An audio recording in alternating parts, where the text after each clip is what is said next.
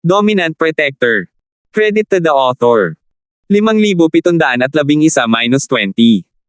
Ang mga pangalan po na nandito ay galing sa mga name generator. Kung meron man pagkakatulad sa mga pangalan ng tao o lugar at pangyayari, ito ay tunay na hindi sinasadya. Siyempre, karamihan sa kanila ay ginawa iyon dahil kay Terence. Hindi maiwasan ni Terence na maalala ang maraming bagay noon habang pinag-uusapan nila ang paksang ito. Napagtanto niya na paulit-ulit niyang naiisip ang nakaraan, marahil dahil sa pressure na nararamdaman niya nang makita niyang wala pa ring malay sina Cheryl, Yasi, at ang iba pa.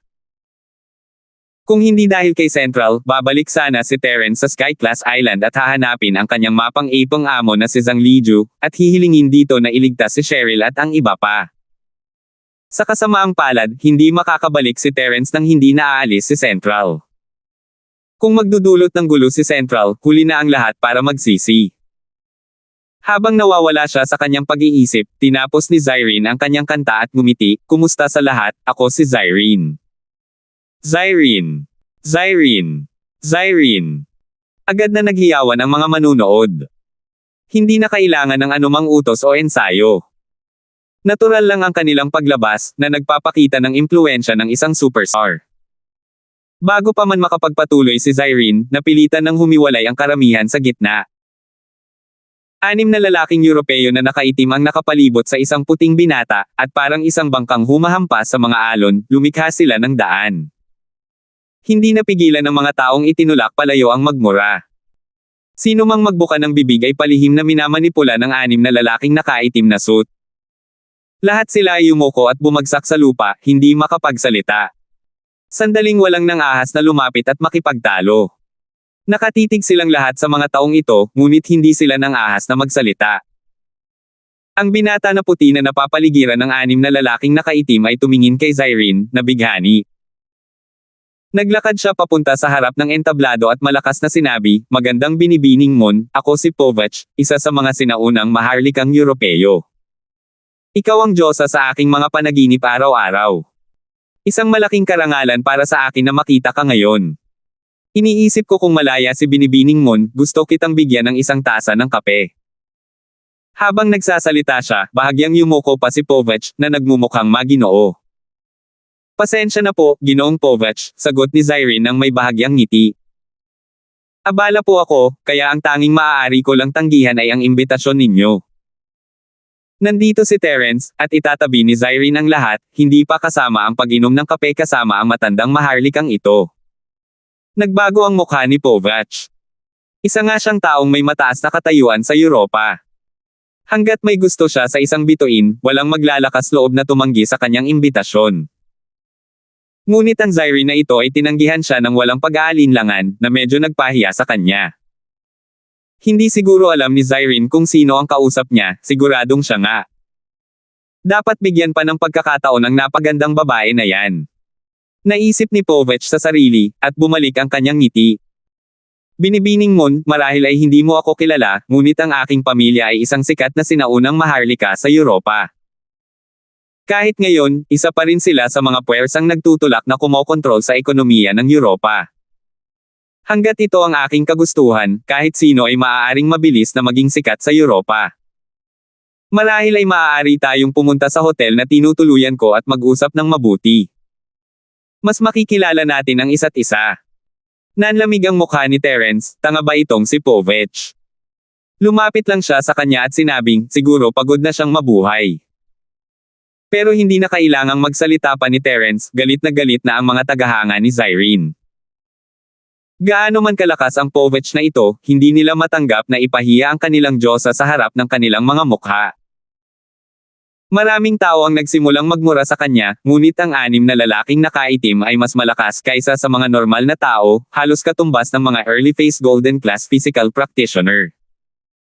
Ang mga normal na taong ito na nagbubuka ng kanilang mga bibig ay mabilis na nabugbog. "Tumigil ka. Anong ginagawa mo? Umalis ka na agad sa lugar na ito, hindi kita tinatanggap." Hindi na napigilan ng karaniwang kalmadong si Zyrene ang kanyang galit, mga tagahanga niya ang mga ito, at kahit ano paman, hindi niya hahayaang may gumawa nito sa kanyang mga tagahanga sa harap niya. "Binibining mon, nasaan ka sa tingin mo?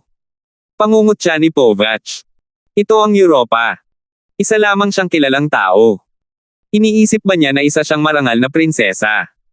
Sumunod ka sa akin at magkakaroon tayo ng magandang pag-uusap sa silid ngayong gabi. Ginagarantiya ko na ang iyong reputasyon sa Europa ay tataas sa ibang antas, kung hindi. Kumislap si Terence at lumitaw sa harap ni Povach na parang multo. Itinaas niya ang kanyang kamay at sinampal, at ang hanggal ay napalipad gamit ang isang malutong na sampal. Tulad ni Fanjian, ang kanyang mga ngipin ay nagkalat sa hangin bago siya bumagsak sa lupa kasama niya. Sabi ko na nga ba maligaw ka, kaya maligaw ka na lang. Bakit ang dami mong sinasabing kalokohan? Sino ka ba sa akala mo? Hindi mo ba alam kung gaano kasikat si Zyrene sa mundo? Isa lang kayong maliit na pamilyang Europeo, paano ka nang ahas magsalita ng malaki? Malamig na sabi ni Terence habang nakatingin kay Povach, kalahati ng mukha niya ay namumula at namamaga, at may dugong umaagos mula sa gilid ng bibig niya. Kung hindi lang siya isang ordinaryong tao, malamang napatay na siya ni Terence. Nag-react lang ang 6 na bodyguard na nakaitim pagkatapos magsalita ni Terence. Umungol sila ng tulungan ng isa sa kanila si Povach na makatayo habang sinugod naman ng 5 si Terence. Hindi na kailangang gumawa ng kahit ano ni Terence, tuwang-tuwa nang sumisigaw si Gusha, "Boss, gagawin ko na." Hindi madaling makakuha ng pagkakataong lumaban, at ayaw itong palampasin ni Gusha.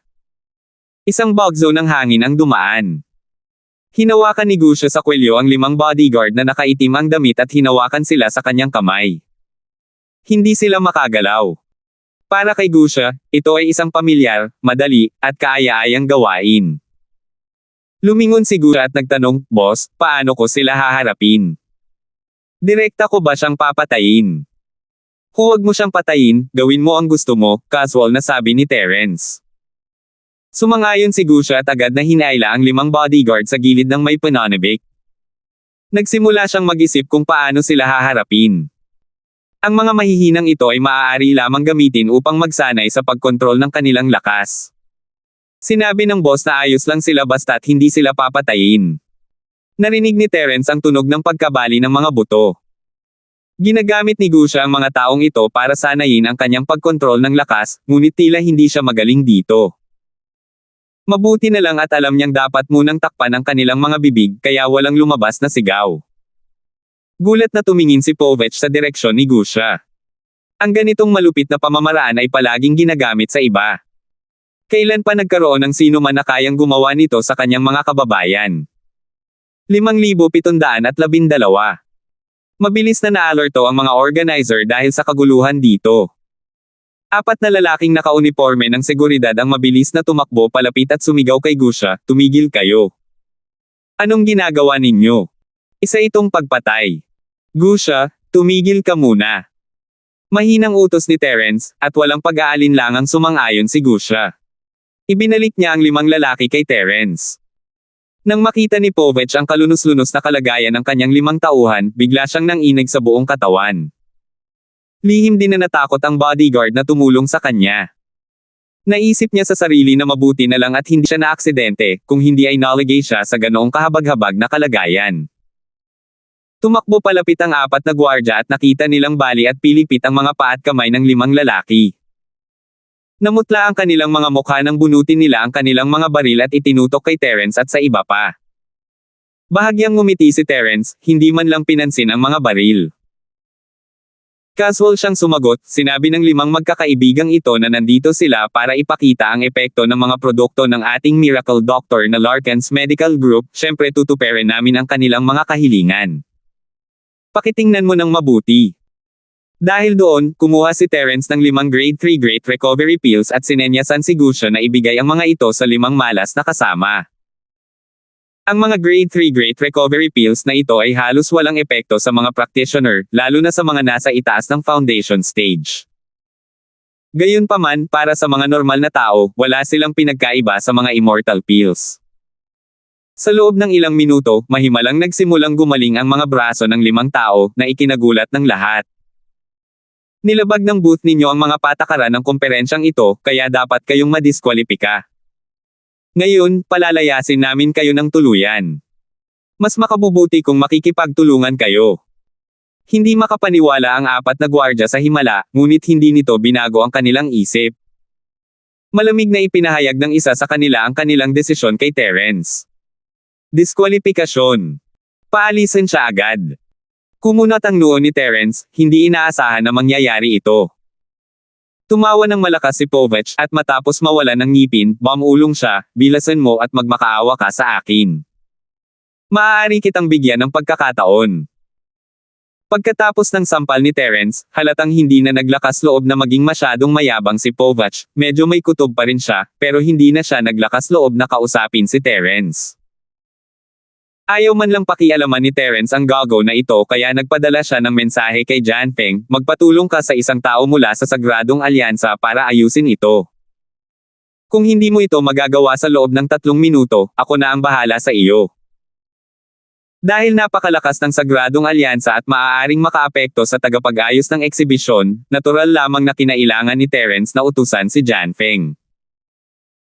Si Jianfeng, na itinuring na basura, ay nagulat nang marinig ang boses ni Terence, ngunit nangyari ito kay Terence, kaya hindi naman ito ganoon katakataka.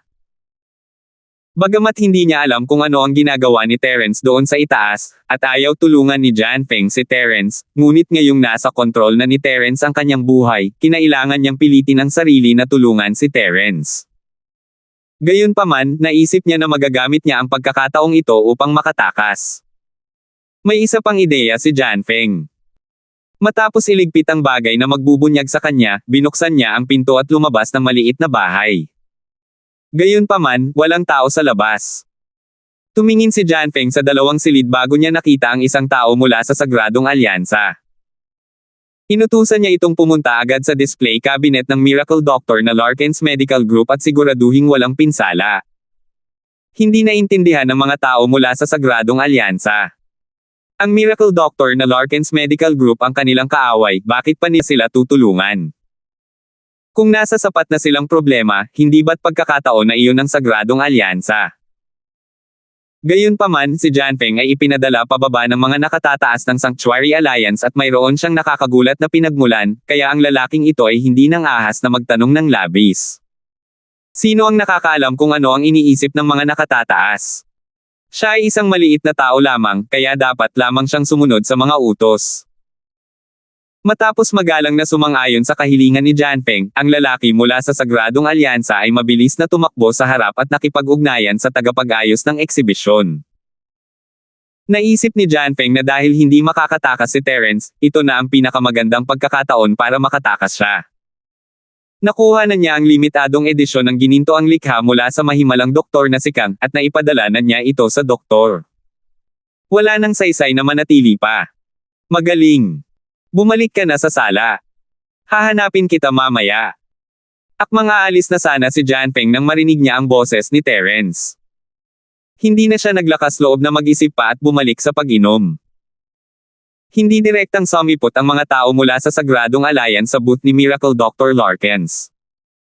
Pinapanood nila ang mga pangyayari mula sa malayo. Sinabihan na nila ang organizer na huwag manggulo para sa medical group ni Miracle Dr. Larkins, at ngayon ay nakatanggap na ng utos ang 4 na security guard mula sa kanilang mga nakatataas na humingi agad ng tawad at huwag magdulot ng anumang pagkadismaya. Natulala ang 4 na lalaki.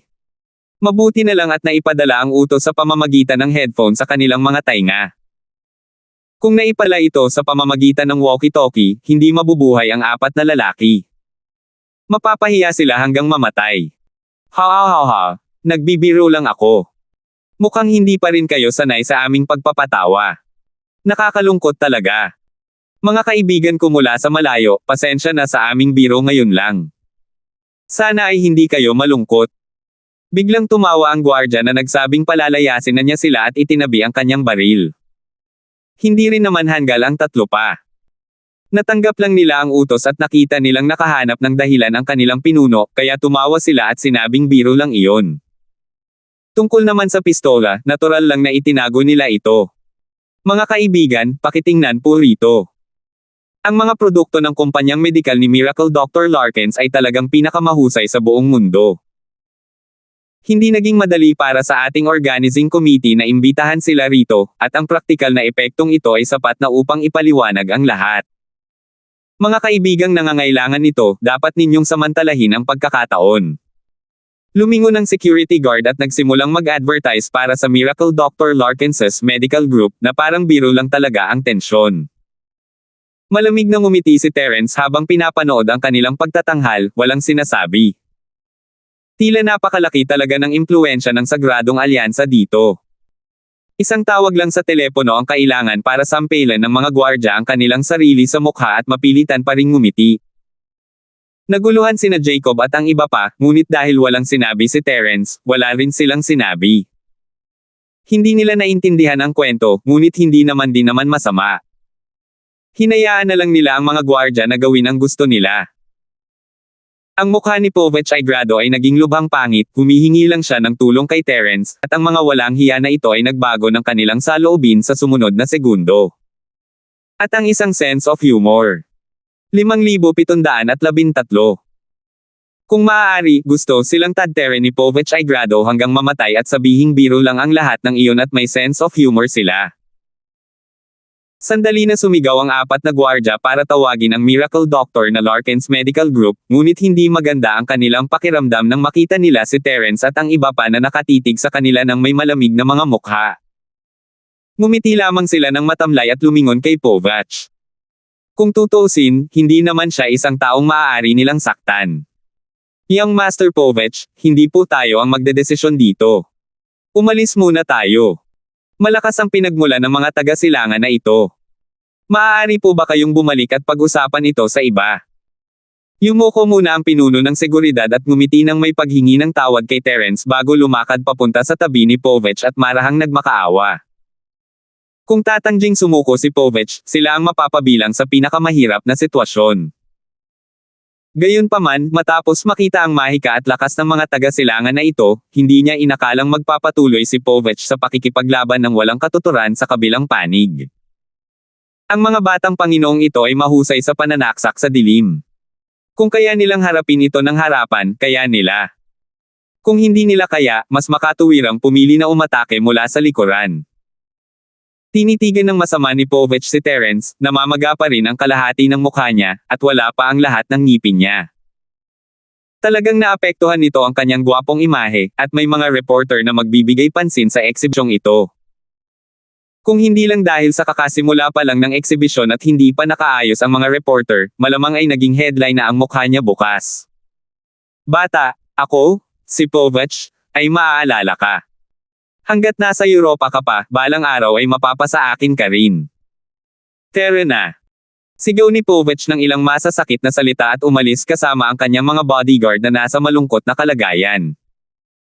Tungkol naman sa gamot na ininom ni Terence, maging si Povich ay nagulat.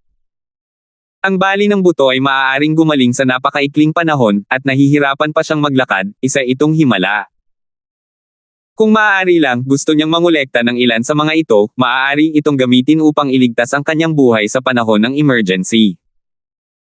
Ang hindi niya alam ay wala talagang pakialam si Terence sa gamot na ito, ngunit ang Miracle Doctor na si Larkins's Medical Group ay wala talagang ipinagbibili. Boss, hahayaan na lang ba natin silang umalis ng ganito?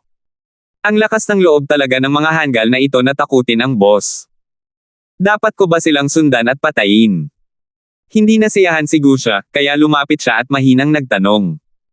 Ikinumpas ni Terence ang kanyang kamay, kalimutan mo na yan, mga ordinaryong tao lang sila. May oras ka naman. Hayaan mo na sila, ano pa bang magagawa ng ilang langgam? Kung isa itong taong nagbabanta, syempre, unang lilipulin sila ni Terence. Pero itong si Povich, kahit anong gawin niya, hindi niya maaapektuhan si Terence. Hindi pa kasama si Terence, kahit si Zyrene ay hindi magiging banta sa kanila. Tutal, si Zyrene ay isang nangungunang master sa sekular na mundo. Kahit ang isang normal na hukbo ay maaaring hindi niya katapat. Ang maliliit na isdang ito, ano ang dapat ipag-alala? 2 beses na tinapik ni Gusha ang kanyang mga labi. Naisip niya, kahit ang maliliit na fries ay karne. Sayang at hindi pinapayagan ito ng amo. Ngayon ko lang sila mapapakain. Pagkatapos umalis ni Povich, kumanta si Zyrene ng isa pang kanta upang mabawi ang kanyang popularidad at inalo ang mga tagahangang binugbog bago umalis ng entablado. Ngayong tapos na ang gawaing voluntaryo, oras na para kina Jacob at Celestino. Gusto ni Zaire na gumugol ng mas maraming oras kasama si Terence, at hindi na rin bago sa kanya si Jelay, kaya nagsimulang mag-usap ang grupo sa likod ng booth. Wala na si Zaire sa entablado, ngunit ang kanyang presensya sa likuran ay sapat na upang makaakit ng maraming atensyon. Parami ng parami ang mga tagahanga na nagtipon sa paligid, at puno ang booth ng grupo ng mga doktor ni Larkins. Mabuti na lang at sina Jacob at Celestino ay pawang mga eksperto, kaya hindi nila hinayaan ang mga tao na sumugod. Gayunpaman, hindi ito maaaring magpatuloy dahil walang pakialam sa grupo ng mga doktor ni Larkins. Ang lahat ay nakatuon lamang sa Zyrene. Mukhang hindi naman talaga maganda na masyado kang sikat. Nakangiting sabi ni Terence. Naisip na niya na ring sumama sa kanila, masyadong maraming tao sa paligid, at mahirap silang kausapin. Sabi ni Jelay na parang alam na niya ang iniisip ni Terence, bakit hindi muna tayo umalis? Dahil nandito sina Jacob at Celestino, hindi dapat maging problema ang eksibisyon. Kung mananatili si Zyrene, makakaapekto lang ito sa operasyon ng eksibisyon.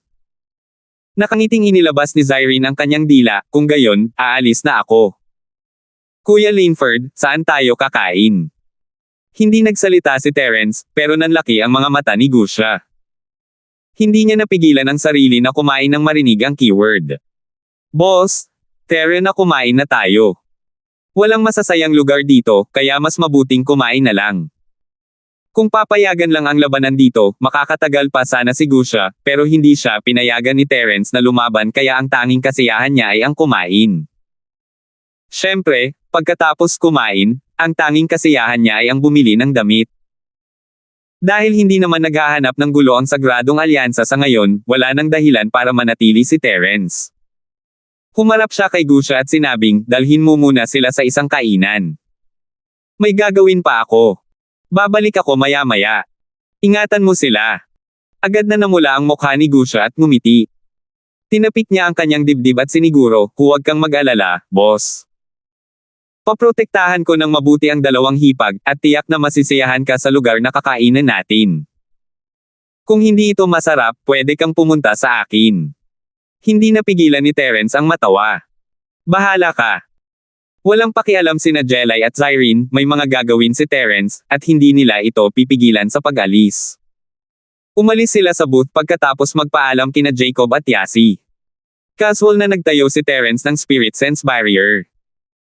Gamit ang kasalukuyang lakas ng spirit sense niya, hindi mahirap magtago mula sa mga practitioner na kapantay o mas mataas pa, lalo na sa mga normal na taong ito.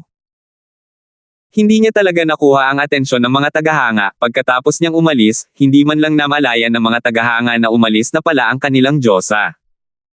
Mas madali na para kay Terence na umalis ngayon, nakaalis na siya sa karamihan sa isang iglap. Kakausapin niya ulit si Jan Feng para malaman kung makakakuha pa siya ng karagdagang impormasyon tungkol sa mga pangunahing tauhan, at higit sa lahat, sa lokasyon ng base. Kailangan niyang ayusin ang usapin ng Central bago siya bumalik sa Skyclass Island. Kung hindi, bubuo talaga sila ng puwersa ng mga bio-human practitioner, at mawawala ang mundo ng mga karaniwang tao. Maraming kaibigan si Terence rito, at hindi niya hahayaang mangyari iyon. 5,714. Oh, hindi ba't si Terence ito? Hindi ko inaasahan na makikita kita rito. Bakit? Tumakbo ka ba pabalik dito dahil hindi ka na maaaring manatili sa lugar na iyon? Bigla, may narinig na boses ng lalaki sa tabi ni Terence. Lumingon si Terence at nakita ang anak ni Guillermo, si Polong. Dati iniisip ng lalaki ang sarili niya bilang kasintahan ni Melissa, at matagal na rin niyang kasama si Terence. Mas talentado siya kaysa sa pinsan niyang si Harry, pero mas maganda pala ang kinalabasan ng ugok na iyon kaysa kay Polong. Wala sa mood si Terence na batiin ang isang matagal ng kakilala na tulad niya, binigyan lang niya ito ng malamig na tingin bago tumalikod, umalis ka, wala akong oras para sayo. Tumawa si Polong habang kinakalikot ang mapusyaw na lilang kurbata sa kanyang leeg. Nataman ko ba ang sugat mo? Galit ba siya sa kahihiyan?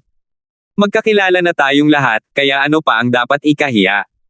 Hindi mapakali si Terence sa mayabang na ugok na ito. Wala siyang pakialam kung turuan niya ng leksyon si Harry kung nandito lang siya.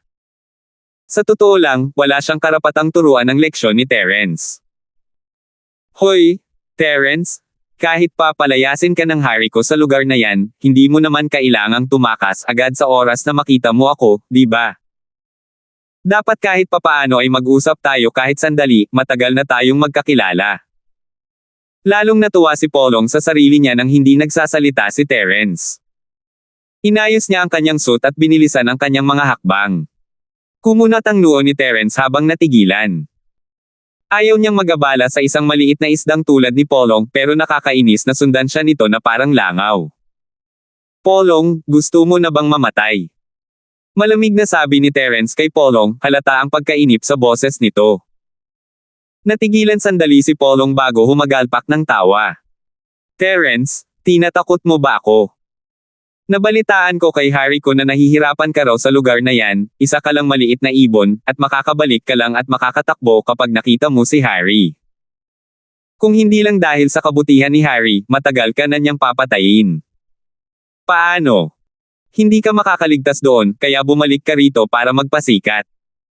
Tama ka, ako, si Polong, ay walang laban sa iyo, pero kahit anong gawin mo, hindi ka pababayaan ni Harry.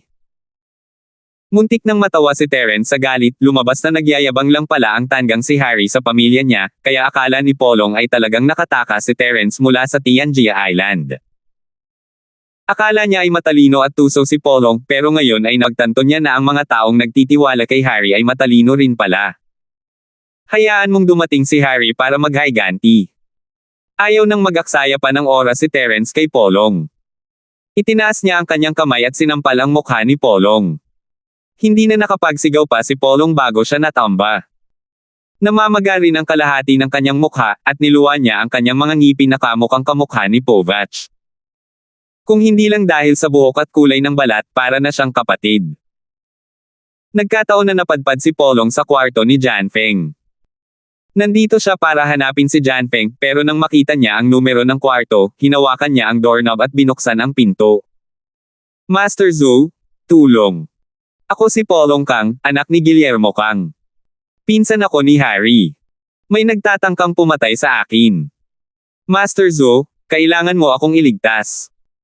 Inip na naghihintay si Janfeng, hindi sigurado sa gagawin ni Terence sa kanya. Hindi niya masyadong inisip iyon nang marinig niya ang sigaw ni Polong. Tumayo siya, sino ba ang maglalakas loob na pumatay sa harap ko, Janfeng? Lalo na't ang taong pinatay niya ay ang aking kapareha. Ayaw niya bang mabuhay? Huwag kang mag-alala, sisiguraduhin kong ligtas ka at maayos ang lahat. Hindi niya inakalang si Terence ang makikipag-ugnayan kay Polong. Kung hindi, makakahanap sana si Janfeng ng shell ng pagong para dalhin siya, at maaaring maging Ninja Turtle siya ng pansamantala. Tuwang-tuwa si Polong nang ahas lamang siyang makipag-ugnayan kay Terence dahil kakausap lang niya sa Sagradong Alyansa, at alam niyang si Harry ang may kontrol sa organisasyon. Hindi siya natatakot kay Terence, at iyon ang dahilan kung bakit siya naging napakamatapang. Sa matatag na tindig ni Janfeng, itinuwid ni Polong ang kanyang likod at lumingon kay Terence, na dahan-daang naglalakad papalapit. Terence, huwag kang masyadong mayabang. Hindi kita hahayaang lumabas ng pintuang ito ngayon. Naglalakad palabas si Janfeng para tingnan kung sino ang bumugbog kay Polong nang marinig niya ang pangalan ni Terence. Mas maliit siya ng ilang sentimetro kay Polong, nakakatuwid lang ng kanyang likod. Sino iyon? Si Terence. Iniisip pa rin ni Janfeng kung paano siya haharapin ni Terence nang bigla niyang marinig na ang taong makakaharap niya ay si Terence. Talagang natakot siya at mabilis na inilabas ang kanyang spirit sense para tingnan kung ito ay isang taong may kaparehong pangalan. Sa kasamaang palad, ito ang kontinente ng Tigre, paano nagkaroon ng ganitong pagkakataon? Si Terence talaga. Binastos mo ang batang Panginoon na ito. Gustong umiyak ni Janfeng pero walang luhang lumabas, gusto niyang hiwain si Polong. Nanggaling sa pasilyo ang mahinahong boses ni Terence, Janfeng, nandito ka na naman para umakto ng matapang. Kailangan ko na talagang baguhin itong ugali kong magpanggap na cool. Ayokong magpanggap na parang 3 taon na ang nakalipas. Nanginig ang katawan ni Janfeng, at bago pa man matapos si Terence sa pagsasalita, sumugod siya sa tabi ni Polong at sinampal ang kabilang bahagi ng mukha ni Polong. Nabigla si Polong at muling lumipad sa ere, bumangga sa pader. Mabuti na lang at hindi siya lumuwa ng ngipin sa pagkakataong ito dahil natanggal lahat ng ngipin niya. Napuno ng mga bitoy ng mga mata ni Polong nang tapaka ni Janpeng ang kanyang dibdib. Ang kanyang katawan na dumudulas pababa sa pader ay tumigil sa kanyang kinatatayuan. Sino ka ba sa akala mo, Kang? Nangangahas ka pa bang utusan ang batang Panginoong ito? Nagbibiro ka ba? Sa tingin mo ba ay maaari mo akong utusan ayon sa gusto mo? Naniniwala ka ba na tuturuan ka ng batang Panginoong ito ng isang magandang aral ngayon at hindi mo na kayang pangalagaan ang iyong sarili? Natatakot si Janpeng, natatakot siyang baka baligtarin siya ni Terence, kaya nagpa siyang harapin muna si Polong. Tumingin si Polong kay Janpeng, natulala. Young Master Zhou, ikaw. Hindi ba? Hindi ba't sinabi mong paprotektahan mo ako? Buhay ka pa, di ba? Tama. Sa pinakamatagal, hindi mo maaalagaan ang sarili mo, pero siguradong ligtas ang buhay mo. Hindi nangahas si Janpeng na harapin si Terence, at nagpas siyang labanan si Polong. 5,715. Hindi mo ba ako pinapansin, Janpeng? Bahagyang ngumiti si Terence. Mabilis na lumingon si Janpeng at nakangiting sinabi, Senior Linford. Ay bakit ka nandito? Nagkataon lang, ano ang sinabi mo? Hindi kita pinapansin. Paano nangyari iyon? Tinuturuan ko lang ng leksyon ang nakababatang kapatid ko, kaya mahina ang paningin ko. Hindi ko napansin na paparating ka na. Pasensya na, patawarin mo ako. Ayos lang kung malabo ang mga mata mo, pero bakit malabo rin ang mga tainga mo? Hindi mo ba narinig ang sinabi ko kanina lang? Tumingin si Terence kay Janpeng nang may bahagyang ngiti, naghihintay kung paano siya magpapatuloy sa pagsisinungaling. Ha, baka hindi ka maniwala, pero ang mga turo ni Senior Linford ay paulit-ulit kong naririnig buong araw. Kaya kung kakausapin mo ako, hindi ko talaga masasabi kung ilusyon lang iyon. Ang kawalang hiyaan ni Janpeng ay umabot na sa sukdulan, at kaya pa niyang magsalita ng ganoong kalokohan ng hindi namumula o humihingal. Kumbinsido si Terence, mabibigo siya kung gusto niyang makita kung saan ang kinikita ng lalaking ito, dahil wala naman talaga siyang alam na kita. Tuwang-tuwa si Polong, namamaga ang buong mukha niya na parang ulo ng baboy habang nakahiga sa lupa. Hindi niya maintindihan kung bakit ang Terence na sinabi ni Harry na tataka sa kanya ay napakalakas na kahit si Master Zhou ay sinusubukang pasayahin siya. Sumulyap si Terence kay Polong nang walang pakialam at ikinumpas ang kanyang kamay. Umalis ka, sabihin mo kay Harry na hinihintay ko siyang makita.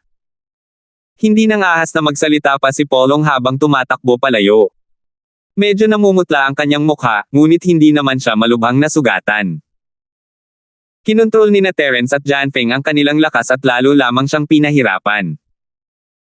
Naiinggit na tiningnan ni Janpeng ang likod ni Polong, ang sarap sana kung makakasabay niya itong tumakbo. Pumasok si Terence sa pahingahan, at sinulyapan ni Janpeng si Polong na nawala sa kanto, sa huling pagkakataon bago binawi ang kanyang naiinggit na tingin at sinundan ito papasok. Senior Linford, may iba ka pa bang ibang utos? Pagpasok ni Janpeng sa silid, isinara niya ang pinto at tumabi ng may paggalang.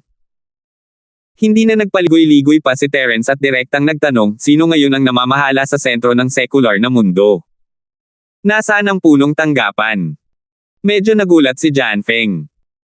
Nahulaan niya na ito ay isang senyales na gagawa ng hakbang si Terence laban sa Central, ngunit hindi pa niya kayang ibenta ng tuluyan ang Central kay Terence. Tutal, naroon pa rin ang lason sa kanyang katawan. Kung ang Central ay tapos na, ang Janpeng ay tapos na rin. Hindi ko talaga alam to. Senior Linford, isipin mo nga, gaano na ako katagal wala sa maliit at sinaunang mundo ng pakikipaglaban. Paano mo nalaman ang lahat ng to? Tanong ni Janpeng na may halong pagtataka. May katuturan naman pala. Kumunat ang noo ni Terence, ang taong gusto mong pag-usapan. May salamin ba ang doktor? Ano ang pagkakakilanlan ng taong ito?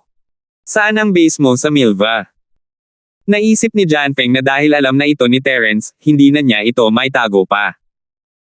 Sumagot siya, ang doktor na nakasalamin ang namamahala sa pananaliksik sa parmasyutiko sa center. Tungkol naman sa kanyang pagkakakilanlan, siya ang namamahala sa pananaliksik, hindi ba? Hindi ako sigurado, pero sa tingin ko isa siya sa mga nakatataas sa Central, pero tiyak na hindi siya ang pinakamahalaga. Hindi yun kasinungalingan, pero ang gustong sabihin ni Janpeng ay walang saysay na hulihin ni Terence ang doktor, dahil hindi naman ito ang pangunahing tao. Tungkol naman sa kuta ni Milva, wala itong tiyak na lokasyon. Madalas itong nagbabago sa loob ng 1 o 2 araw, kaya hindi gaanong makatuwiran para sa iyo na makahanap ng kuta rito, Senior Linford, dahil walang anumang mahalaga rito. Hindi alam ni Janpeng kung maniniwala sa kanya si Terence o hindi, ngunit palihim lamang siyang sumulyap kay Terence habang nagsasalita, handang magbago ng isip anumang oras. Hindi nagduda si Terence sa mga salita ni Janpeng. Magandang lugar ang Mirwa, ngunit hindi ito sapat para maging himpilan ng Central. Isa pa, normal lang na magbago ng malaki ang himpilan matapos malaman na nandito si Terence. Tutal, ang insidente sa bundok ng Sphero ang nagpatalsak sa Central mula sa sinaunang mundo ng pakikipaglaban. Senior Linford, bakit hindi mo ako hayaang maging especially iya mo? Kapag nalaman kong lumitaw ang pinuno ng Central, ipapaalam ko agad sa iyo. Ano sa palagay mo? Biglang sabi ni Janpeng. Siyempre, hindi niya iyon sinasadya, pero kung malinlang niya si Terence at mapalaya si Terence, mabuti na rin iyon. Tumigil sandali si Terence. Hindi mahalaga kung sinasadya man ni Janpeng o hindi, magandang mungkahi ito. Tutal, wala namang balak patayin ni Terence si Janpeng ngayon. Bago niya mahuli ang pinuno ng Central, hindi niya maaaring hayaang maalerto ang Central. Kung hindi, mas mahihirapan siyang makahanap ng mga pahiwatig mula sa Central. Hindi masama ang mungkahi mo. Kung gusto mo talaga akong tulungan, hindi kita aapihin. Tumanggaw si Terence nang walang pag-aalinlangan habang kinakausap niya si Janpeng. Tuwang-tuwa si Janpeng nang marinig ang mga sinabi ni Terence. Casual lang niya itong sinasabi, pero hindi niya inakalang papayag talaga si Terence. Tila henyo ang batang Panginoong ito. Huwag kang mag-alala, Senior Linford. Gusto ko talagang tulungan ka. Sasabihin ko sa iyo sa sandaling lumitaw ang pinuno ng sentro. Isa pa, kung may progreso ang doktor sa kanyang pananaliksik, maaari kitang ipaalam anumang oras upang makapaghanda ka. Gusto lang ni Janpeng na iwan si Terence sa lalong madaling panahon, kaya't patuloy siyang nagpadala ng mga walang kabuluhang pangako. Matapos siyang makatakas, hindi na niya magagawang pakialaman si Terence. Kung ganoon ang pagkakasabi mo, interesado talaga ako. Kung nangangako ka lang para palayain ako, sa susunod na makita kita ay ang araw ng iyong kamatayan. Sabi ni Terence nang may bahagyang ngiti. Bagamat may balak siyang pakawalan si Janpeng, hindi siya nag-atubiling bantaan pa ito ng kaunti. Bahagyang nanginig ang katawan ni Janpeng, ngunit mabilis siyang ngumiti at sinabing, paano ko nagawa iyon? Matagal ko nang hinahangaan si Senior Linford. Mapalad ako na naiwan ko ang dilim at sumama sa liwanag. Makakaasa ka, iwan mo sa akin ang bagay na ito. Dahil doon, maingat na tiningnan ni Janpeng si Terence, ang mga mata niya ay puno ng, pwede na ba akong umalis? Mapaghihinalaan ka kung babalik ka ng ganito, nakangiting sabi ni Terence. Mag-iiwan ako ng marka para sayo. Mag-iiwan na sana ng marka si Janpeng nang makaramdam siya ng kirot sa kaliwang braso, na sinundan ng isang malutong na bitek. Nabali ang braso ni Terence. Senior Linford, anong ginagawa mo? Sobrang sakit ang nararamdaman ni Janpeng kaya't nagsimulang mamuo ang mga butil ng pawis sa kanyang noo. 5,716. Isinumpa na niya si Terence hanggang mamatay sa puso niya, pero nanatili pa rin ang paggalang sa bibig niya, kung sakaling ilapat niya ang kabilang braso niya sa kanya. Nag-iiwan ako ng marka para sa iyo. May dala ka bang gamot na pampagaling? Bahagyang ngumiti si Terence at walang pakialam na sinabi. Hindi pa niya kayang patayin si Janpeng, pero kahit papaano ay mapahihirapan niya ito. Tiniis ni Janpeng ang sakit at mabilis na ininom ang gamot para sa paggaling, ngunit inagaw ito ni Terence. Senior Linford, hindi ba ikaw ang nagsabi sa akin na inumin ko ang Great Cyclic Pellet? Labis ang hinanakit ni Janpeng na gusto na niyang umiyak. Hindi naman malaking problema ang bali sa braso. Kahit wala ang Great Cyclic Pellet, makakabawi pa rin siya pagkatapos ng ilang panahon ng paggamot gamit ang kanyang Zinchi. Medyo nakakainis lang ang sakit. Sabi ni Terence habang inililigpit ang tableta. Hindi, hiniling ko sa iyo na ibigay sa akin ang pampagaling na tableta. Kung kakainin mo ito ngayon, ano ang saysay ng iyong pinsala? Sige, bumalik ka agad at hayaan mong gamutin ka ng doktor. May katuturan ang sinabi ni Terence, at nawala ng masabi si Jianfeng. Malungkot na mukha lamang ang kanyang nasabi upang magpaalam kay Terence. Sa wakas, makakatakas na siya mula sa masasamang kamay ni Terence. Sumumpa si Jianfeng na hinding-hindi siya lalapit kay Terence sa hinaharap, maliban na lang kung sapat ang kanyang lakas upang tuluyang wasakin Terence balang araw. Pagkalabas ng exhibition hall, mabilis na nagmamadali si Jianfeng papunta sa gitna ng base. Hindi na siya natatakot na gamitin ni Terence ang kanyang spirit sense para bantayan siya. Kung gusto siyang sundan ni Terence, hindi siya matutuklasan kahit gumalaw ang kanyang espiritu. Sa base, pinag-aaralan ng doktor na nakasalamin ang espesyal na edisyon ng recipe ng gininto ang likha ni Miracle Dr. Kang na ipinadala ni Jianfeng. Nakita niya si Jianfeng na bumalik na may sugat at walang pakialam na sinabi, "Nasugatan. Nakilala mo na naman ba ang sumpa na iyon?" Sampay ni Jianfeng, "Syempre, ang walang hiyang si Terence. Bakit ba lagi niya itong nakakasalubong?" Sa pagkakataong ito, nakatakas na siya, pero sa kabutihang palad, isang braso lang ang nawalan niya. May dala pa ba siyang gamot para gumaling? Naubos ko na lahat ng akin. Natawa si Dustin sa sarili, ngunit medyo nang hinayang siya. Kung mag-isa siyang pupunta sa pagkakataong ito, baka magkasundo sila ni Terence. Bihira niyang makasama si Terence ng mag-isa. Kumuha si Dustin ng gamot para gumaling at ibinigay ito kay Jianfeng. "Kainin mo muna ang akin. Mabuti na lang at bali lang ito. Gagaling din ito agad." Sabi ng doktor nang hindi tumitingin, "Huwag kang mag-alala. Ibibigay ko sa iyo ang bagong gayuma kapag naluto ko na ito. Hindi mo na kailangang mag-alala tungkol sa maliliit na pinsalang tulad nito. Gagaling din agad ang mga ito, at hindi mo na kailangang mag-alala pa tungkol sa pagkakasakit. Iyan ba ang mahiwagang bagay? Kung gayon, inaabangan ko na yan." Tuwang-tuwa si Jianfeng, ngunit may biglang pumasok sa isip niya. Dapat ba niyang sabihin ito kay Terence? Sige na. Baliw na ba siya? Gamit ang gamot na ito, hindi na nila kailangang matakot kay Terence. Mabilis na tinapik ni Jianfeng ang kanyang noo at inalis ang mga nakakabaliw na iniisip niya. Ang sinabi niya kay Terence ngayon lang ay pansamantalang solusyon lamang, hindi niya ito maaaring seryosohin. Ang hindi niya alam ay nag-aalangan din si Dustin kung ire-report ba niya ito kay Terence o gagamitin ito bilang paraan ng pakikipagtawaran. Bukod sa dalawang ito, gusto ring ipaalam ni Darwin kay Terence ang sitwasyon, ngunit wala siyang pagkakataong kontaken si Terence ng mag-isa. Maaari na lamang siyang maghintay sa isang tabi. Kasabay nito, si Povich, na itinaboy ni Terence, ay bumalik na sa kanyang tahanan. Ang kanyang pamilya ay tunay ngang isang sinaunang maharlikang pamilya sa Europa, ngunit hindi sila kasing lakas ng sinabi niya. Sa kabilang banda, ang pamilya ng ina ni Povich, na siyang pamilya ng kanyang lolo, ang pinakamalaking pamilyang mafia sa lugar. Nang makita ang kanyang anak na binugbog hanggang maging ulo ng baboy, nagalit ang ina ni Povich. Matapos itanong ang dahilan, agad na tinawagan ng dating prinsesa sa daigdig ng mga patay ang kanyang kapatid. "Edmund, mahal kong kapatid, ang pamangkin mo ay binubuli. Bilang isang tiyuhin, hindi ba dapat may gawin ka?" Pagkatapos maikonekta ang tawag, napaka-elegante na sabi ng ina ni Povich, nang walang galit na naramdaman niya nang makita niyang binubugbog ang kanyang anak.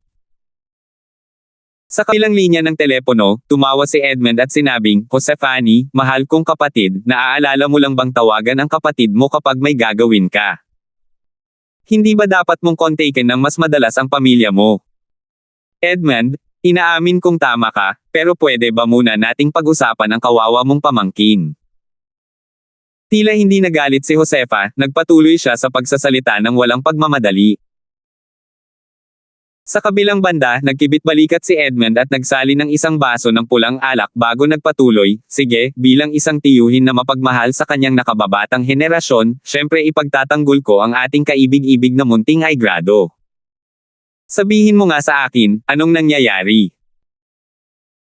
Ngumiti si Josefa sa kasiyahan at sumulyap sa mukhang kaawa-awang si Povach bago nagpatuloy, ganito kasi, si Milva ay nagdaraos ng eksibisyon ng parmasyutiko, at mayroong isang grupo ng parmasyutiko mula sa silangan na tinatawag na Miracle Doctor na si Larkins o kung ano paman.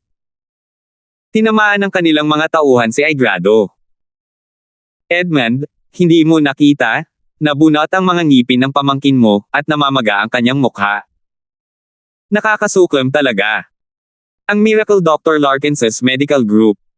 Bahagyang natigilan si Edmund. Parang pamilyar ito. Teka, parang narinig ko na ang pangalang ito dati. Isipin ko nga. Tama, isa sa mga produkto ng kumpanyang ito ay tinatawag na Golden Creation, di ba? Napakabisa ng gamot, at hindi ito mabibili sa Europa. Kailangang ipuslit lahat ng ito. Makakarating ba sila sa Europa? Magandang pagkakataon ito. Mahal kong Edmund, may iba ka bang pinagtutuunan ng pansin? Bahagyang kumunot ang noo ni Josefa, ipinapakita ang kanyang pagkadismaya. Tama, ang kanilang gamot ay tunay ngang mahiwaga. 5 sa mga bodyguard ang nabalian ng kanilang mga paa, ngunit pagkatapos gamitin ang kanilang gamot, mabilis silang gumaling. Nakakagulat talaga ito, ngunit may kinalaman ba ito kay Aigrado? Oo nga pala, mahal kong Josefa, aaminin kong tama ka. Pag-usapan natin kung paano natin maipagtatanggol si Aigrado, at pagkatapos ay ikwento natin ang tungkol sa 5 bodyguard. Malinaw na mas nag-aalala si Edmund tungkol sa mga produktong may kamangha-manghang epekto sa medisina. Bilang isang pamilya sa mundo ng mga patay, ang pagkakaroon ng isang banal na gamot ay isang tunay na tagumpay. Napakasimple lang. Magpapadala tayo ng mga tao para tambangan sila ngayon. Kapag lumabas sila, babarilan natin sila hanggang sa mamatay. Hindi nagpaligoy-ligoy si Josefa at direktang sinabi ang nasa isip niya. 5,717. Bilang isang dating prinsesang gangster, sanay na siya sa ganitong uri ng pamamaril, at ito rin ang pinakasimple at pinakadirektang paraan ng paghihiganti. Gayunpaman, malinaw na hindi ganoon ang iniisip ni Edmund. Nang marinig niya ang mungkahing ito, agad siyang tumutol. Naku, hindi, mahal kong kapatid, naiintindihan ko ang nararamdaman mo, ngunit ang ginagawa namin ngayon ay hindi naaayon sa interes ng aming pamilya. Alam mo, binabantayan kami ng pulisya nito mga nakaraang araw. Kung may kaso ng pamamaril, lalo na kung ito ay isang mahalagang tao mula sa ibang bansa, kung ito ay itataas sa antas diplomatiko, ang aming pamilya ay nasa isang napakapasibo na posisyon. Natahimik si Josefa. Galing siya sa pamilyang iyon, at syempre, alam niyang hindi nagsisinungaling si Edmund, ngunit imposibleng lunukan niya na lang ang galit. Si Povach, na nakikinig sa isang tabi, ay lumapit at nahihirapang nagsabi, Tiyo Edmund, sa palagay ko tama ka. Sa halip na patayin sila, mas mabuting kontrolin natin ang kanilang mga channel at pagkitaan sila ng pera para sa atin.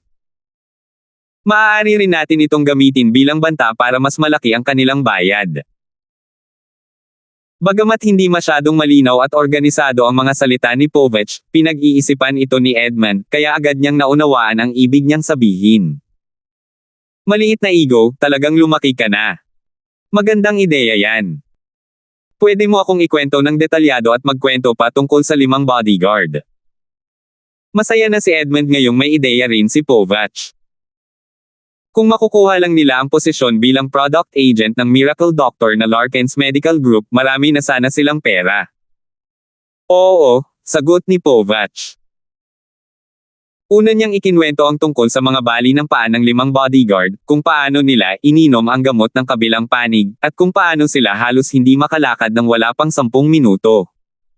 Sa kabilang banda, napabuntong hininga si Edmund. Mataas na ang tingin niya sa mga epekto ng grupong medikal ni Larkins, ngunit mas nakakagulat pa ang narinig niya kaysa sa inaasahan niya. Parang mahika. Pinatibay din ito ang determinasyon ni Edmund na maging ahente ng grupo ng medisina ni Miracle Dr. Larkins. Bagamat hindi kasali ang kanyang pamilya sa industriya ng medisina, hindi niya maaaring palampasin ang pagkakataong kumita ng pera. Tio Edmund, magpapadala ka ng isang tao para pag-usapan ang kooperasyon ngayon, di ba?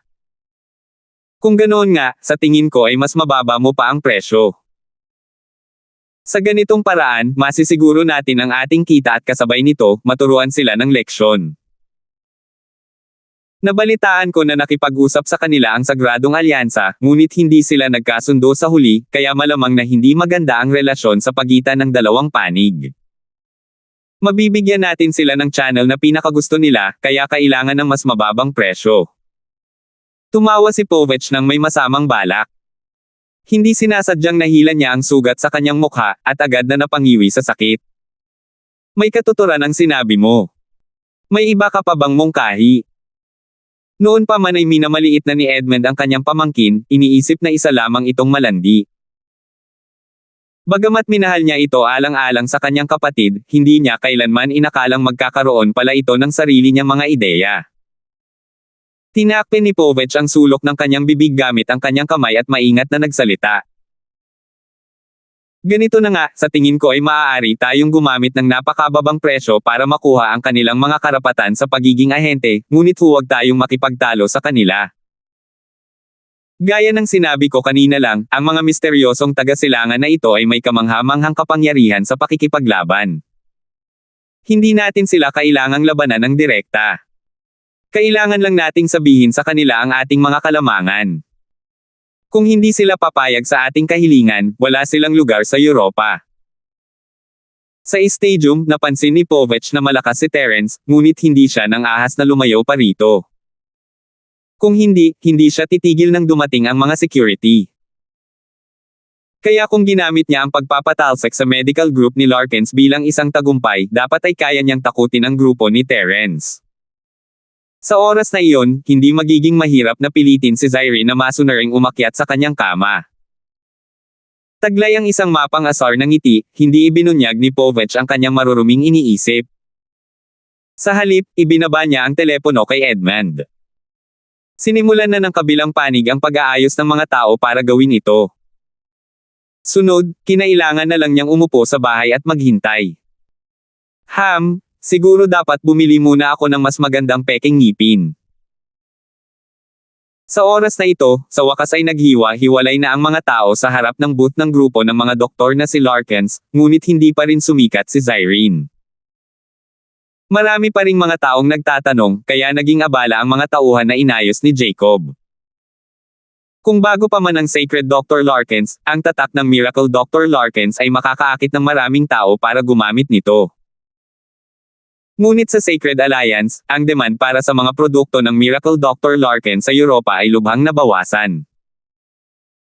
Kung tutuusin, ang mga produkto ng Sacred Alliance ay hindi kasing husay ng sa Miracle Dr. Larkins's Medical Group, ngunit mura ang mga ito. Dati, ang mga produkto ng Miracle Dr. Larkins ay pawang ipinupuslit, at ang presyo ay sapat na para takutin ang karamihan ng mga tao. Dahil dito, karamihan sa mga taong nagtanong ay interesado na bumili ng iba't ibang produkto mula sa Miracle Doctor na si Larkins's Medical Group at ibenta ang mga ito sa Europa. Gusto nilang makita kung gaano kabisa ang mga ito bago magdesisyon sa iba pa. Hindi marami ang talagang gustong maging ahente. Wala talagang pakialam sina Jacob at Celestino, wala silang pakialam kung wala silang mga ahente. Hanggat makakarating sila sa Europa, makakapagbukas sila ng merkado. Naniniwala sila na sa kalidad ng kanilang mga produkto, makakapagdulot sila ng pagdami sa Europa sa malaot madali. Sa sandaling iyon, mayabang na lumapit ang tatlong puting lalaking nakaitim. Ang una ay may dalang briefcase. Sino sa inyo ang namamahala sa Miracle Doctors Medical Group dito? Sumulyap ang lalaking may dalang briefcase sa mga tao at mayabang na nagtanong. Nagkatinginan sina Jacob at Celestino, pakiramdam nila ay wala rito ang isa't isa na may mabuting intensyon, ngunit hindi sila takot sa gulo. Tumayo si Celestino, ako si Celestino Lay, isang co-director ng Miracle Doctor na Larkins Medical Group, ano ang maitutulong ko sa iyo? Kaya isa kang miyembro ng joint board. Ibig sabihin ba niyan ay ikaw ang makakapagdesisyon? Magaling! Bahagyang tumango ang lalaking nagsalita, pagkatapos ay itinuro ang likurang upuan gamit ang kanyang baba at sinabing, Tara, maupo tayo at mag-usap. Gusto namin ng mga karapatan bilang kinatawan sa Europa ng inyong miracle doctor na Larkins Medical Group. Kaya siya nandito para pag-usapan ang negosyo, medyo nag-aalala siya. Ngumiti sina Jacob at Celestino. Medyo mayabang talaga ang mga Europeo, kaya hindi nila ito masyadong inisip at hinayaan na lang silang tatlo na maupo. 5,718. Pagkatapos nilang makaupo, sinabi ng lalaking may dalang briefcase, nandito ako para makipagnegosasyon sa inyo para sa bagong pamilya, maaari nyo akong tawaging Abel. Ngayon, gusto kong itanong sa inyo, magkano ang eksklusibong ahente sa Europa ng inyong miracle doctor na Larkins Medical Group? Napataas ang kilay ni Jacob, narinig na niya ang tungkol sa bagong pamilya noon. Si Joreline ang namamahala sa pangangalap ng impormasyon, at bilang asawa niya, natural lamang na mas bigyan siya nito ng pansin. Ang pamilyang ito ang pinakamalaking pamilya ng mga nasa ilalim ng lupa sa buong Mirwa at kilala sa buong Europa. Kung may ranggo man lang, mapabilang sila kahit papaano sa nangungunang 5 puwersa ng mga nasa ilalim ng lupa sa Europa. Sa totoo lang, hindi talaga nagustuhan ni Jacob ang pagtatrabaho sa ganitong uri ng pamilya, mayroon silang masamang reputasyon, at ang apelyidong, Fresher, ay nangangahulugang, berde. Hindi nila binago ang kanilang paraan ng paggawa ng mga bagay-bagay sa loob ng daan-daang taon. Walang pakialam si Celestino Lay. Negosyo ay negosyo. Hindi mahalaga kung sino ang kanilang katrabaho, basta't mabubuksan nila ang merkado sa Europa, makakabuti ito para sa miracle doctor na si Larkins Medical Group. Ginoong Abel, kung ang pinag-uusapan ninyo ay ang eksklusibong mga karapatan sa negosyo sa Europa, sa palagay ko ay medyo mura ang 10 milyong euro kada taon. Tungkol naman sa presyo ng supply, maaari rin namin kayong bigyan ng 5% diskwento sa aming lokal na presyong tinggian. Siyempre, kayo ang mananagot sa lahat ng transportasyon at terepa. Ano sa palagay ninyo? Kalkulo ni Celestino sa kanyang isipan at nagbigay ng medyo kanais-nais na presyo. Ang gininto ang likhang ipinupuslit mula Northland patungong Europa ay hindi bababa sa 5 hanggang 10 beses ang presyong tinggian sa Northland. May mga lugar na mas mahal pa. Ang presyong iniaalok ni Celestino ay tiyak na isang presyong magpapasukan ng dugo. Hindi talaga gusto ni Jacob ang bagong pamilya, pero wala siyang anumang pagtutol dahil pinag-uusapan na ito ni Celestino. Matapos marinig ang presyo, umiling si Abel at sinabing, hindi, masyadong mataas pa rin ang presyong ito. Dapat mong malaman na ang iyong mga produkto ay walang pundasyon sa Europa at walang mga channel. Ang aming pamilya Fletcher ang magbibigay ng lahat ng mga channel sa pagbebenta, kaya imposibleng tanggapin ang 5% diskwentong ito. Sa tingin ko ay sapat na ang iyong domestic sales price na 40%. Kumunat ang noo ni Celestino. Hindi naman masamang deal ang 60% na diskwento sa presyong lokal, pero ang pag-export sa Europa ay maaaring doblehin o triplehin pa ang kita.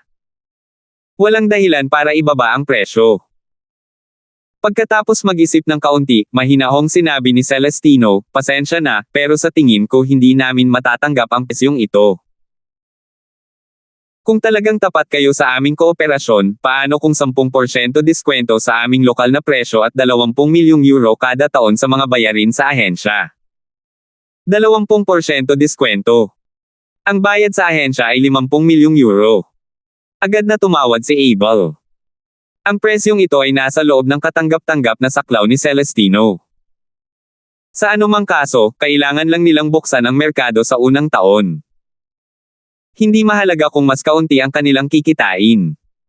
Kapag nagbukas na ang merkado, maaari silang pumirma ng isang bagong kontrata sa ahensya. Sa pagkakataong ito, ang kontrata ay hindi tatagal ng higit sa 2 taon. Pagkatapos niyang kalkulahin, ngumiti si Celestino, sige, sana ay magtulungan tayo ng masaya. Hindi inabot ni Abel ang kamay ni Celestino para makipagkamay. Sa halip, kumuha siya ng kontrata mula sa kanyang briefcase at isinilid ito sa kamay ni Celestino. Medyo nailang si Celestino. May ilan pang katulad na kontrata sa loob, marahil ay inihanda ayon sa iba't ibang mga tuntunin at kondisyon. Napakadeterminado talaga ni Mr. Abel. Inihanda mo pa nga ang kontrata. Tumawa si Celestino at binawi ang kontrata, iniisip na walang magandang asal ang mga Europeyong ito. Galing tayo sa bansang may magandang asal, kaya hindi natin sila kailangang pakialaman. Habang iniisip niya ito, casual na binuksan ni Celestino ang kontrata.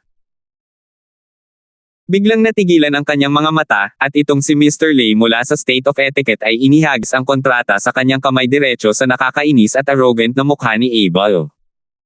Lumabas kayo. Nandito ba kayo para makipaglaro sa akin? Natigilan ang ngiti sa matambok na mukha ni Celestino nang may sumilay na nakakatakot na aura mula sa kanyang katawan. Tumingin si Jacob kay Celestino, nalilito. Ang lalaking ito ay palaging isang mabait na tao, at noong una silang nagkita, lagi niyang niyayakap ang binti ni Terence at umiiyak. Anong klaseng kontrata ang ikinagalit ni Fatty Boy? Sa pagkakataong ito, hindi natinag si Abel. Inayos niya muli ang kontrata at inilapag ito sa mesa. Mr. Lay, huwag mong kalimutan na ito ang Europa, ang teritoryo ng pamilyang Fletcher. Medyo favorable sa iyo ang kondisyong ito, at ito ang sarili mong kondisyon. Binabawi mo na ba ang iyong sinabi? Sabi ko sa iyo umalis ka. Naningkit ang mga mata ni Celestino, nag-aalab sa galit ang mga mata. Naging berde ang mukha ni Jacob habang tinitingnan ang kontrata, tama ang presyo ng supply, 20% na bawas sa presyong tinggian sa Northland, pero ang 50 milyong euro ay hindi galing sa mas bagong pamilya, kundi galing sa mahimalang doktor na Larkins Medical Group. Hindi naman sa walang ganitong paraan ng pagbabayad para sa mga bayarin sa ahensya, kundi para ito sa ilang mga produktong hindi na maisasauli na kailangang ibenta sa ibang paraan. Bukod dito, sa ganitong paraan, ang karamihan sa kita ng benta ay mapupunta sa kumpanya ng produkto. Wala bang benta ang isang bagay mula sa Miracle Doctors Medical Group? Kung hihingi ang pamilya Fletcher ng ganoong agency fee, wala sanang tinatawag na supply price, dahil lahat ng kita mula sa mga produkto ay mapupunta sa Miracle Doctor Medical Group. Ngayon, gusto ng mga taong ito ang agency fee ng channel at ang kita mula sa mga produkto. Kalokohan yan. Ang ganitong uri ng kooperasyon ay katulad ng pagpapaubaya kina Celestino at sa iba pa ang magbayad para sa kita ng bagong pamilya. Hindi ba't mas makabubuting ibenta ito sa Northland? Bilang nangungunang tagasunod ni Terence, mas malala ang ugali ni Jacob kaysa kay Celestino, at wala siyang magandang impresyon sa bagong pamilya.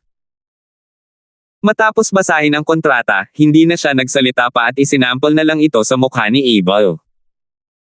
Sa pagkakataong ito, hindi ito kasinggan ng paghagis ni Celestino. Isa itong malakas na sampal sa mukha ni Abel, na nagpagulong-gulong sa kanyang mukha. Walang anumang purong chi dito, ngunit mas malakas pa rin ito kaysa sa sampal ng isang normal na matanda. Reneg. Napag-usapan mo na ba ito sa amin? Umalis ka. Kung hindi, papatayin kita. Mura ni Jacob, ngunit nang lumingon si Abel, sinampal niya ito pabalik. Ngayon ay namula ang magkabilang mukha niya, at bumuti na ang pakiramdam niya. 5,719.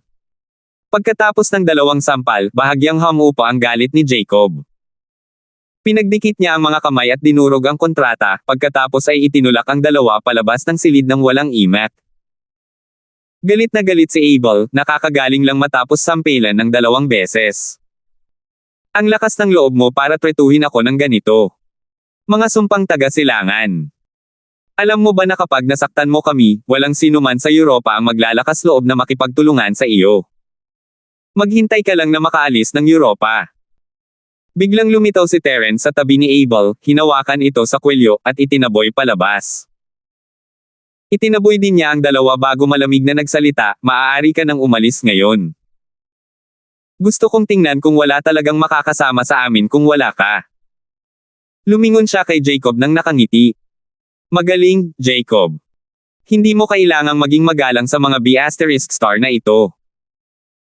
Gayunpaman, ang mga taong pumunta noon para magtanong ay tahimik na tumalikod at umalis nang makita nila ang eksenang ito. Halata na marami silang alam tungkol sa pamilyang Fletcher. Tumayo si Abel ng 10 metro ang layo at sinigawan si Terence, "At sino ka? Nang-ahas ka pa talagang makialam sa usapin ng pamilya Fletcher namin. Siya ang boss natin, siya ang boss ng miracle doctor na si Larkins' Medical Group." Sabi ni Jacob habang humahakbang paarap. "Magaling. Napakagaling. Pagsisisihan mo ito." Pagkatapos ng ilang sandaling katahimikan, tumalikod si Abel at naglakad pabalik sa booth ni Miracle Dr. Kang, habang nagmumura pa rin. Bumalik siya kay Terence at sa iba pa. "Hindi lang kayo ang tindahan na may gininto ang likha rito. Ang gamot ni Miracle Dr. Kang ay maaaring hindi kasing epektibo ng sa inyo, pero hindi naman kalayuan. Hahanapin ko sila." Halata na nagpapakita siya ng kahinaan. Hindi niya alam kung utos ba iyon ni Edmund o talagang natatakot si Abel, ngunit ang kooperasyon ng Miracle Doctor na si Kang ay nasa loob pa rin ng plano. Gusto ni Edmund Fletcher na monopolyuhin ang merkado ng gamot sa siangan, at hindi sapat ang pagkuha sa benta ng parmasyutiko ni Miracle Dr. Larkins. Kung makukuha rin niya ang benta ng parmasyutiko ni Miracle Dr. Kang, malaki ang kanyang kikitain. Makikipagkompetensya siya sa alinmang mas kumikita, at hindi ito magiging isang kompetisyon. Sa pag-alis ni Abel, biglang tumahimik muli ang kwadre ng dating sikat na Miracle Doctor na si Larkins. Dahil alam niyang na-offend ni Miracle Dr. Larkins ang bagong pamilya, wala nang sasama sa kanya. "Mukhang nasayang lang ang oras natin dito, boss," sabi ni Jacob nang may mapait na ngiti. "Pero hindi bale na, ang pagtaas ng produksyon ay isang bagay na kaya nating harapin sa Northland, at kung hindi iyon gumana, maaari natin itong ibenta sa Amerika. Sapat na ba ang maliit na bagay na ito para isuko mo ang plano mong pumasok sa Europa? Kung ganoon, kulang ka sa ambisyon." Tinapik ni Terence ang balikat ni Jacob habang nakangiti, na parang wala lang sa kanya ang problema. "Tama si boss," lumapit si Celestino at ngumiti, "magiging maayos din ang lahat pagdating ng panahon. Hindi mo kailangang mag-alala. Siya nga pala, boss, bakit ka nandito mag-isa?" Bumalik lang ako para tingnan. Kumakain pa rin sila. Bakit hindi na lang kayo kumain ng sabay? Hayaan na lang natin silang bantayan ang lugar na ito." Casual na sabi ni Terence. Napansin niyang paparating sina Abel at ang iba pa. Mukhang may ilan sa kanila na may masamang balak, kaya pumunta sila para makita ang sitwasyon. "Ayos lang, boss, sige na. Maghihintay kami ni Old Lady dito. Baka may pumunta at magtanong," sabi ni Jacob, medyo walang interes. Interesado siyang makapasok sa Europa, at gusto niyang makita kung may mas maraming oportunidad. Bumantong hininga si Terence sa kanyang puso. Ayaw niyang makialam sa mga gawain ng karaniwang tao, ngunit tila kailangan niyang gamitin ang kanyang mga dating koneksyon. Hindi naman sa hindi nila kayang gamitin ang brutal na puwersa para sirain ang bagong pamilya, pero kung hindi nila malipol ang buong populasyon ng Europa, magdudulot ito ng matinding reaksyon. Babalik na si Terence sa Skyclass Island sa mga oras na iyon, at sina Jacob at ang iba pa ang siyang magduruse sa galit ng kalaban. Kinuha niya ang kanyang telepono at tinawagan ang pamilyar na numero. "Prinsesa, tulungan mo akong tingnan." Pero agad kong napagtanto na si Ranran ay nakatulog na ng mahimbing. Malamang ay matagal nang nagbago ang intelligence liaison ng Black Butterfly Organization. Gaya ng inaasahan, isang kaaya-ayang ngunit hindi pamilyar na boses ng babae ang nagmula sa kabilang linya, malumanay na kinausap si Terence. "Hello. Ayos lang ako." Sagot ni Terence. "Sinusuportahan ng hari sa langit ang mundo, tigre." Dagdag ng kabilang panig. "Patay na ang Black Widow." Bulong ni Terence. Sa totoo lang, hindi maintindihan ni Terence kung paano nakaisip ng ganitong uri ng code ang kanyang amo ilang taon na ang nakalilipas, at hindi naman ito nagbago.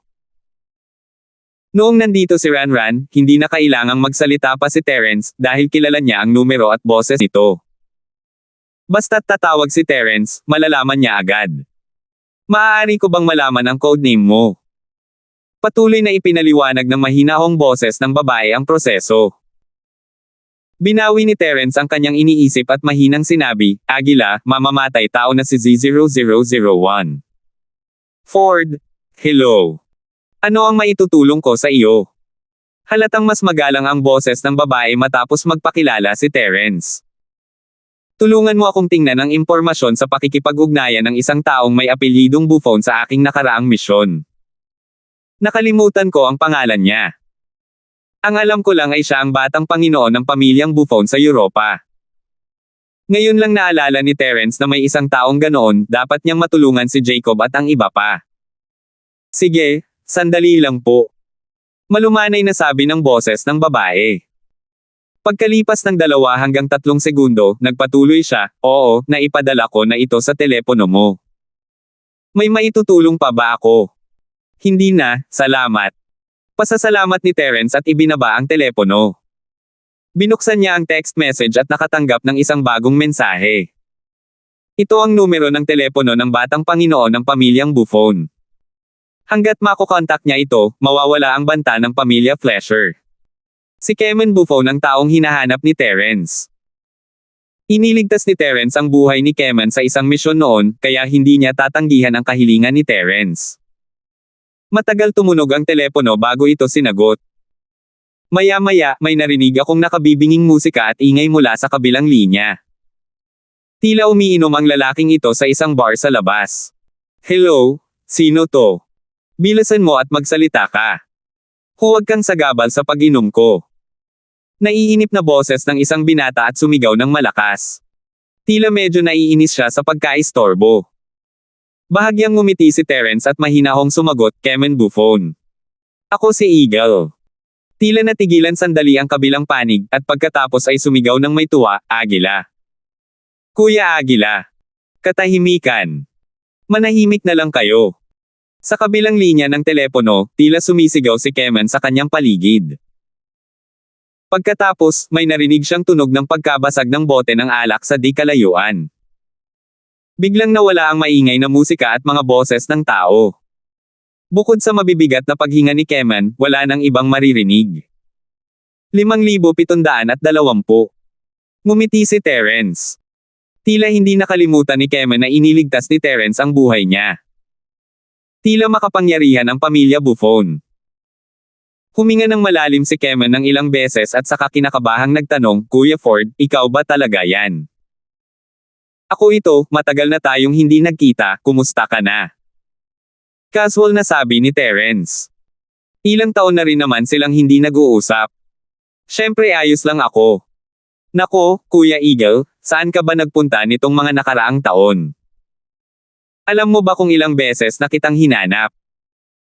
Pero sinabi sa akin ng dati mong organisasyon na retirado ka na at wala man lang silang paraan para kontaken ka.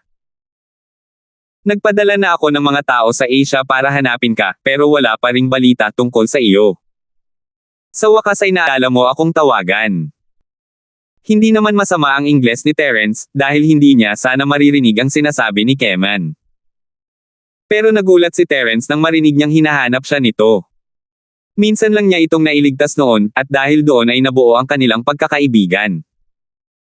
Hindi naman siguro sapat na hanapin niya ito ng maraming taon, di ba?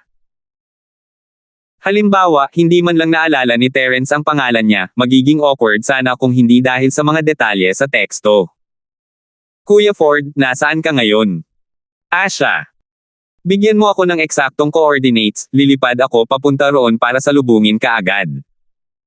Pagkatapos noon, tinanong niya ang lokasyon ni Terence, tila matagal na niya itong hinahanap. Nasa Europa ako ngayon, nakangiting sabi ni Terence, Milva, kung gusto mo, pwede kang pumunta rito at makipagkita sa akin. May mga bagay akong pag-uusapan. Milva. Nandito ako sa kalapit na bayan ng Mendola, malapit sa Milva. Kuya Ford, hintayin mo ako, pupunta ako dyan. Saan tayo magkikita? Tuwang-tuwa si Kemen, at ang kanyang boses ay puno ng pananabik. Nasa Milva International Hotel ako, sabi ni Terence pagkatapos mag-isip. Bakit hindi mo ako hanapin doon? Tawagan mo ako pagdating mo doon. Walang problema, darating ako dyan sa loob ng 30 minuto. Kuya Ford, hintayin mo ako. Agad na ibinaba ni Kemen ang telepono pagkatapos sabihin iyon. Tila nagmadali siyang lumabas para kunin ang kotse. Ikiling ni Terence ang kanyang ulo, nalilito. Bakit ba gustong-gusto siyang makita ng lalaking ito? Siguro dahil hinahangaan niya ito. Tutal, teenager pa lang siya noong iniligtas siya ni Terence, at iyon ang panahon kung kailan sinasamba ang mga bayani. Matapos makita ang mga kasanayan ni Terence, itinuring niya si Terence bilang kanyang idolo. Kahit ano paman, ang saloobin ni Kemen ay makakatulong sa miracle doctor na si Larkins's Medical Group, kaya hindi ito masyadong inisip ni Terence. Humarap siya kina Jacob at Celestino, bumalik na tayo sa hotel. May nahanap na ako. Kung siya ang ahente, walang magiging problema sa European Channel. Boss, ang astig mo. May mga kakilala ka pa nga sa Europa. Gulat na sabi ni Jacob. Hinampis ni Celestino ang likod ng ulo ni Jacob at tumawa. Anong sinasabi mo? Ngayon mo lang ba alam kung gaano kagaling ang boss mo? Pinag-isipan ito ni Jacob at sumang-ayon, ngunit kailangan pa rin niyang gumanti para sa sampal ni Celestino. Nagsimulang mag-away ang dalawang direktor ng walang anumang babala, at agad na nawala ang atmosfera. Ngumiti si Terence at umiling, hindi na inisip ang dalawa. Nauna siyang lumabas ng arena, tinawagan sina Jelay at ang iba pa para sabihin sa kanila na babalik muna siya sa hotel, at babalik silang magkasama pagkatapos kumain ni Gusha. Tumawa sina Jacob at Celestino habang sumusunod kay Terence. Wala silang pakialam sa entablado sa ngayon, tutal, unang araw pa lang naman, at nag-ulo na ito ng bagong pamilya. Malamang ay walang magiging anumang posibleng kasunduan sa negosyo, kaya sapat na ang ilang miyembro ng staff. Bumalik ang tatlo sa hotel at hinintay si Keman sa bar. Casual na tinanong ni Jacob si Terence kung paano niya nakilala si Keman. Boss, di ba't lumipat ka mula sa kabundukan papuntang Starfield High School? Kailan mo nakilala ang mga batang amo ng malalaking pamilyang Europeo? Tanong ni Jacob habang nagsasali ng isang baso ng red wine kay Terence. Bilang mga alipors ni Terence, wala silang masyadong alam tungkol sa nakaraan ni Terence. Noong kasama niya si Donovan, walang nang-ahas na guluhin siya at si Tia Queen, kaya normal na lang na magtanong ngayon. Ha? Sinong nagsabing papasok ako sa Starfield High School? Sa totoo lang, magiging bodyguard ako. Nakangiting sabi ni Terence, habang inaalala ang mga nakaraang araw noong una siyang dumating sa Starfield. Nakarating na ako rito dati noong may misyon ako, kaya normal lang na may makilala akong mga taga-Europa. Boss, magiging bodyguard ka ba? Para kanino? Tanong ni Jacob, may pagtataka sa mukha. Siyempre naman, si Cheryl yan. Hindi mo nga mahulaan yan. Isa itong gawain na ibinigay sa akin ng matandang lalaki. Mahaba ang kwento, kaya paiikliin ko na lang. Pasimpleng ipinaliwanag ni Terence ang buong sitwasyon, at sa wakas ay naintindihan na ng dalawa. Naiintindihan ko. Alam kong hindi ka mukhang estudyante, boss. Siya nga pala, boss, bakit mo tinalikuran ang dalawang magagandang estudyante sa bahay at si Josephine na lang ang sinundan mo? Ngumisi si Jacob, iniisip kung iniisip ba ng kanyang amo na hindi dapat kumain ng damo malapit sa kanilang lungga ang mga kuneho. Tiningnan ni Terence si Jacob ng kaiba. Hindi ba ikaw ang nagsabi sa akin na habulin si Josephine? Natula lang sabi ni Jacob. Mukhang totoo nga iyon.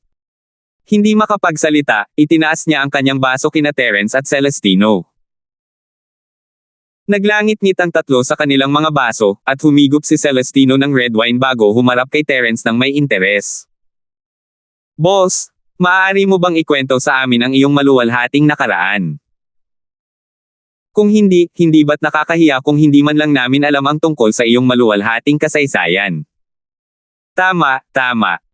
Boss, sabihin mo muna sa akin ang tungkol sa Kemen Buffon na yan. Paano mo siya nakilala? Tanong ni Jacob. Mukhang may kapangyarihan siya rito. Sige, libre ako, kaya mag-usap na lang tayo.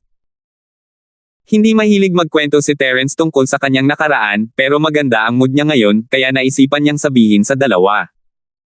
16 na taong gulang pa lang ako noon. Pumunta ako sa Europa para sa isang misyon at iniligtas ko ang buhay ng isang 11 o 12 taong gulang na batang lalaki. Siya si Kemen Buffon.